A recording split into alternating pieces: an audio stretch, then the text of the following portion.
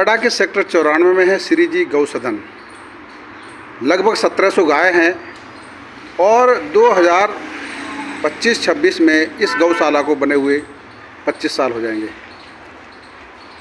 इस गौशाला के संस्थापक सदस्यों में शामिल और 2011 से 13 तक श्री जी गौसदन के अध्यक्ष रहे महेश गुप्ता जी से जानना चाहेंगे कि इस गौशाला की स्थापना कैसे हुई थी, क्योंकि उस समय आप संस्थापक सदस्यों में से थे।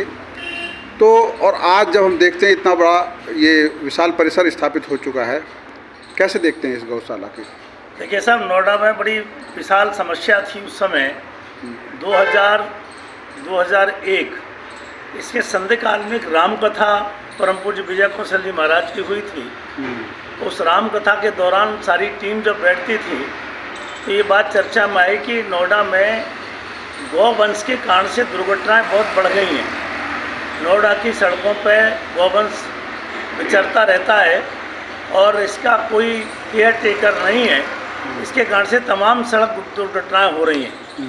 तो एक गौशाला की एक महती आवश्यकता पूरे समाज ने महसूस करी और फिर भारत विकास परिषद और सनातन धर्म मंदिर दोनों संस्थाओं ने मिलकर के स्थानीय जो डिस्ट्रिक्ट मजिस्ट्रेट थे दीपक जी, उनसे अप्रोच किया कि गौशाला एक बननी चाहिए। दीपक जी ने पूरा इसमें इंटरेस्ट लिया और इंटरेस्ट लेके वो प्रपोजल उन्होंने फॉरवर्ड किया नोएडा अथॉरिटी को।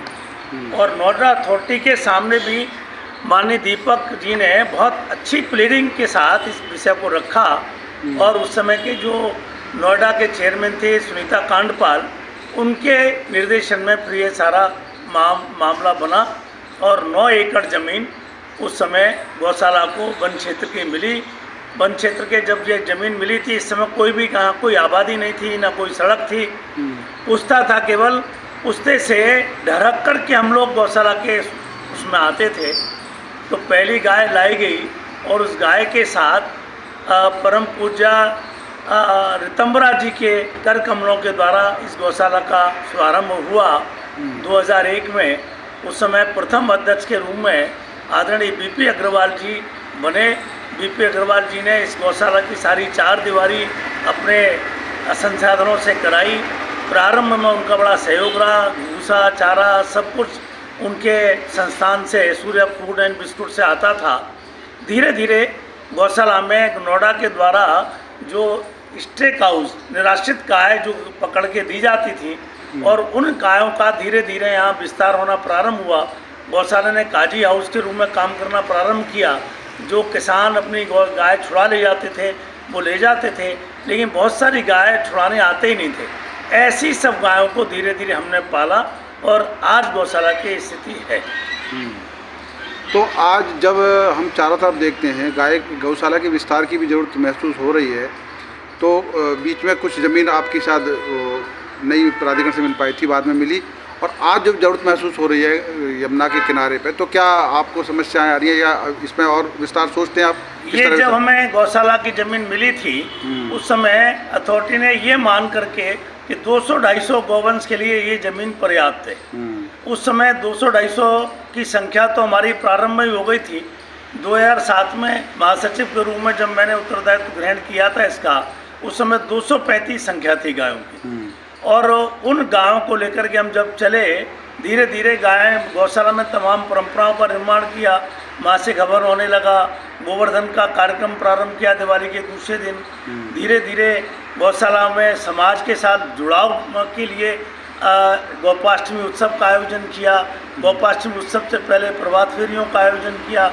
जब धीरे धीरे लोग जुड़ते चले गए, प्रारंभ में मेंबर बनना संकोच करते थे। दूध की अवेलेबिलिटी जैसे जैसे हुई, धीरे धीरे हमने मेंबरशिप का विस्तार किया। मेंबरशिप एक तरह से हमने पूरे समाज के लिए खोली और आज लगभग पूरे गौशाला में 700-750 मेंबर हैं, जिनमें लगभग 35-40 संरक्षक सदस्य हैं और बाकी सब आजीवन सदस्य हैं।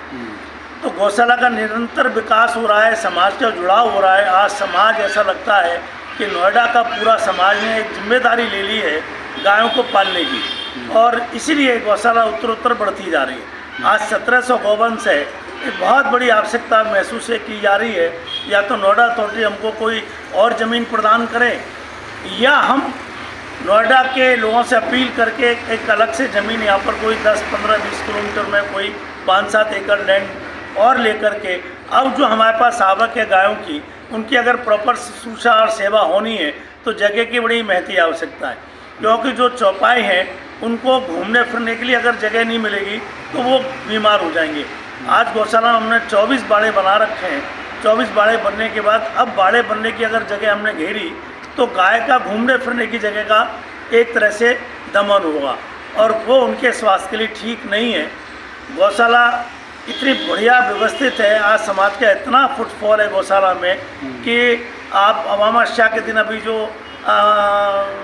पितृ अमावस्या गुजरी है उस समय लगभग 2,500-3 हज़ार लोग गौशाला में दान के लिए, गौशाला के गौ माता के दर्शन के लिए, अपने पूर्वजों को तर्पण के लिए आए। तो लगभग गौशाला में डेली 500 से 700-800 लोग डेली आते हैं। हरे चारे की व्यवस्था हम रखते हैं, प्रत्येक व्यक्ति हरा चारा खिला सके इसकी जिम्मेदारी गौशाला कार्यकारिणी ने उठा रखी है।